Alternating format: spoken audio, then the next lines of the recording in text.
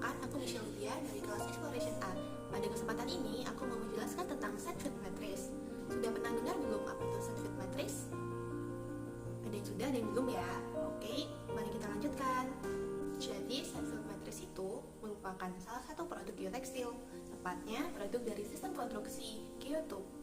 Nah, apa sih geotekstil? Geotube juga apaan tuh? Nah, sekarang aku mau jelasin mulai dari geotekstil ya. Sekarang mari kita kenali dulu apa itu geotekstil. Geotekstil itu merupakan salah satu bahan geosintetik, biasanya terbuat dari polyester maupun polipropilen. Nah, biasanya juga berupa lembaran sintetis tipis, fleksibel, tembus air, dan banyak digunakan untuk keperluan separator, filter, proteksi tanah, serta memperkuat tanah. Dan ini biasanya berhubungan dengan konstruksi teknik sipil.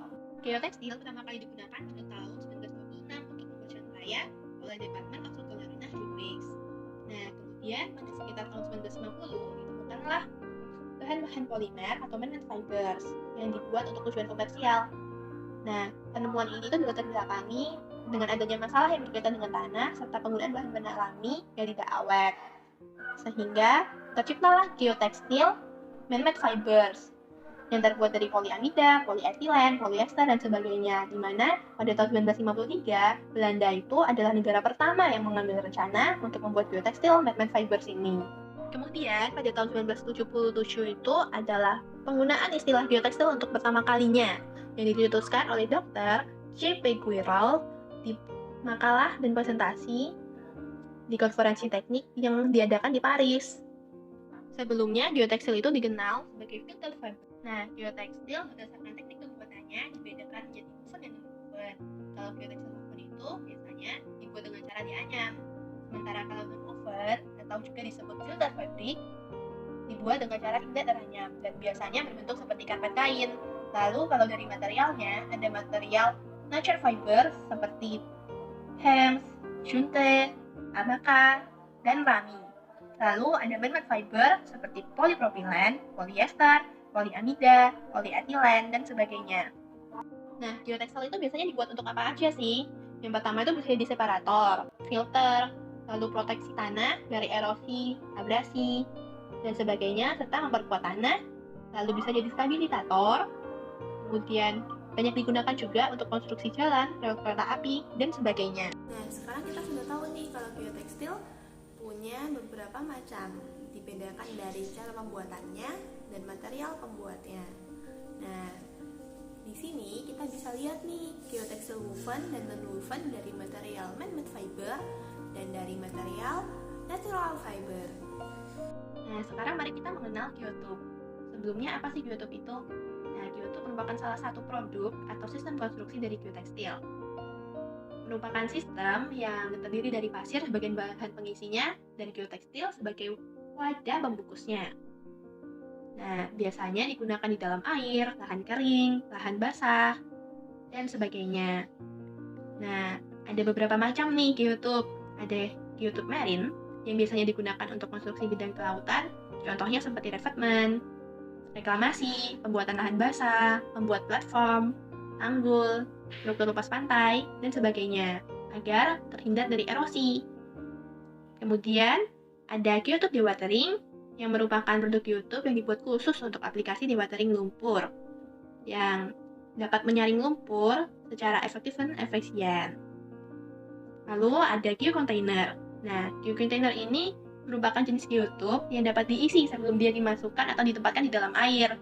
Nah, biasanya digunakan untuk keperluan segmen perlindungan hidrolik serta kelautan yang dapat memberikan perlindungan lingkungan hidup serta remediasi. Nah, juga banyak digunakan untuk membuat struktur bawah air pada tanggul dan sebagainya. Nah, kemudian ada geobag. Geobag itu biasanya berbentuk seperti bantal dan terbuat dari geotekstil woven maupun komposit tergantung dari kebutuhan. Lalu ada geotube concrete matrix yang biasanya ini dapat menjadi alternatif dari plat beton maupun riprap yang lebih murah serta lebih hemat waktu dalam pemasangannya. Dan biasanya ini ada yang kaku dan ada yang fleksibel juga. Lalu ada geotube sandfield matrix seperti yang akan kita bahas.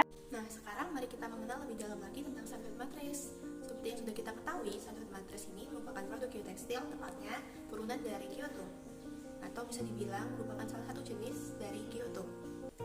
Nah, sandfield matrix matris dibuat dengan menggabungkan dua lembar kain geotekstil, kemudian dijahit pada interval regular secara bersamaan. Kemudian kain tersebut akan membentuk lambung. Lambung tersebut akan diisi dengan pasir, sehingga dapat membentuk sebuah matras tiga dimensi.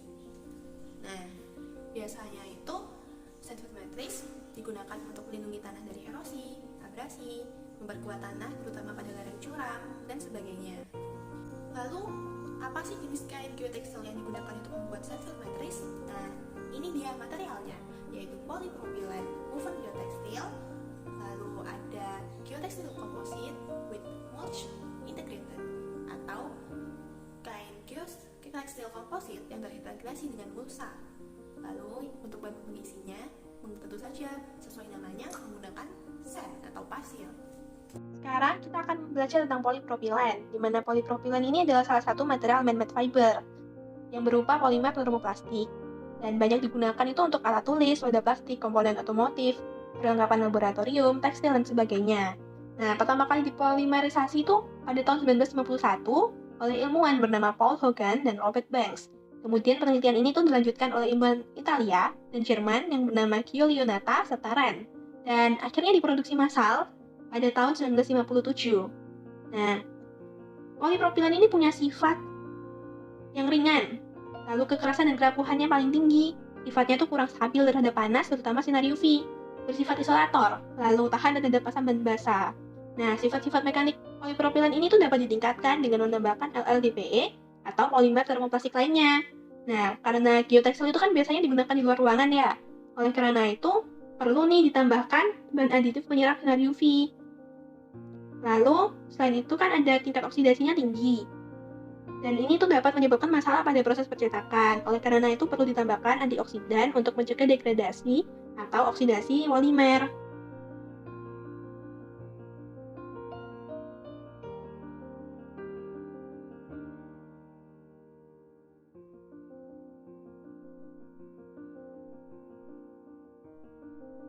Sekarang, mari kita berkenalan dengan geotekstil polypropylene woven, yang merupakan struktur tekstil planar serta permeable dan dihasilkan dari menggabungkan ataupun menganyam dua atau lebih serat polypropylene.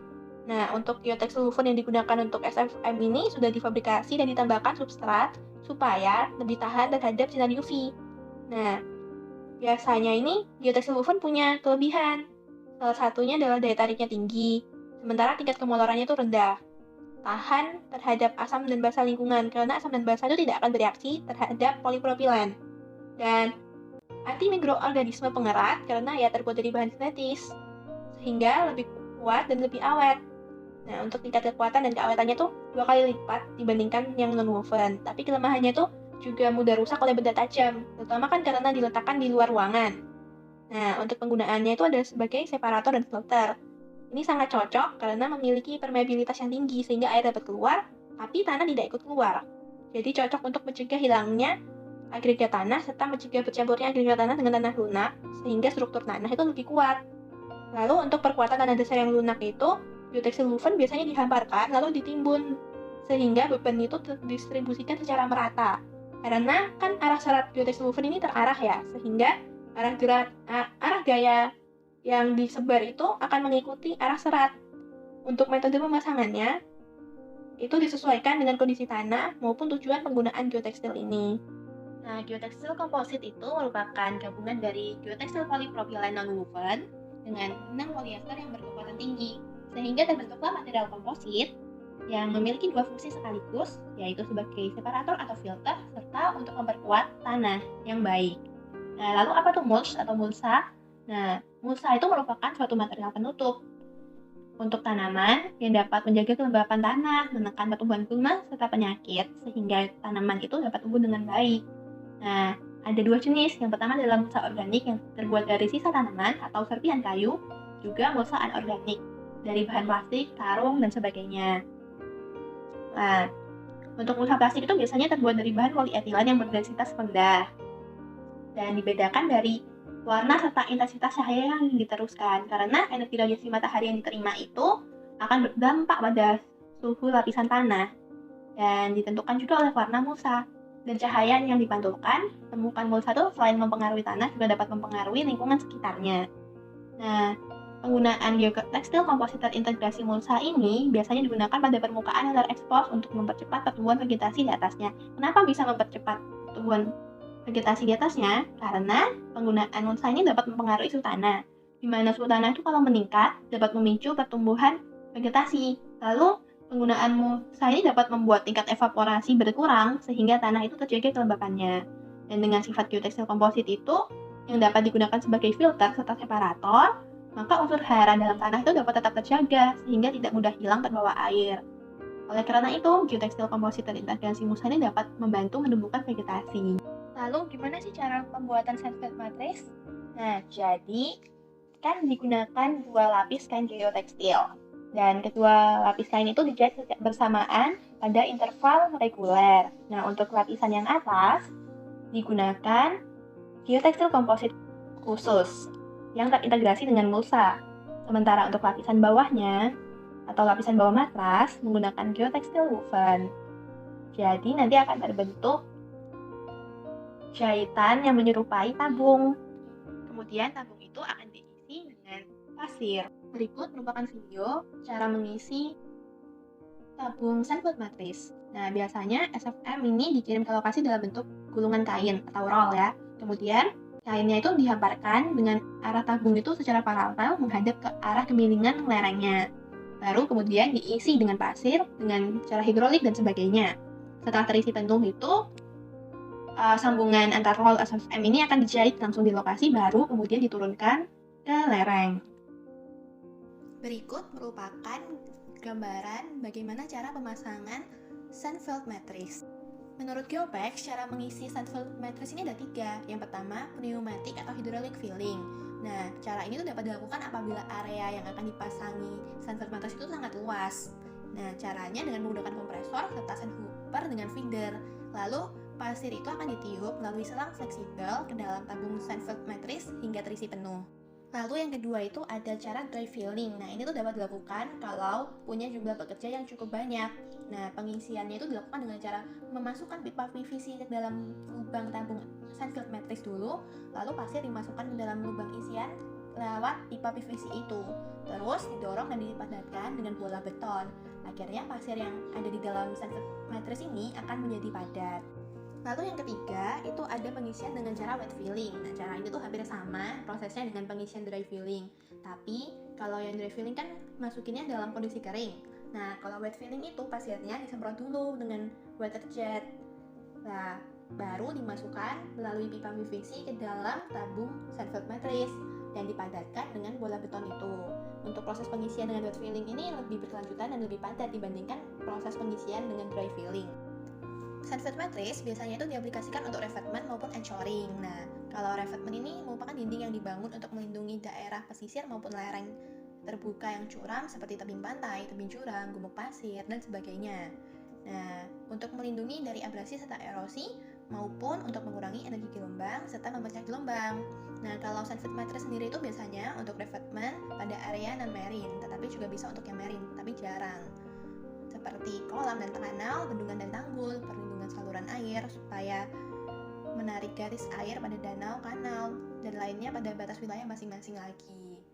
Nah, untuk penggunaan sandfeld matrix sebagai revetment dan anchoring atau penahan ini sangat dianjurkan, terutama pada lingkungan dengan lereng curam, arus ataupun gelombang yang banyak, kuat, dan berfluktuasi. Dan caranya itu biasanya sandfeld matrix diletakkan pada lereng dalam parit lalu ditimbun, kemudian dengan material komposit yang terintegrasi dengan mulsa itu dapat membantu vegetasi agar lebih cepat berkembang untuk membantu mencegah erosi dan abrasi. Nah, berikut merupakan contoh pengaplikasian sandfeld matrix pada berbagai daerah. Terima kasih sudah menonton video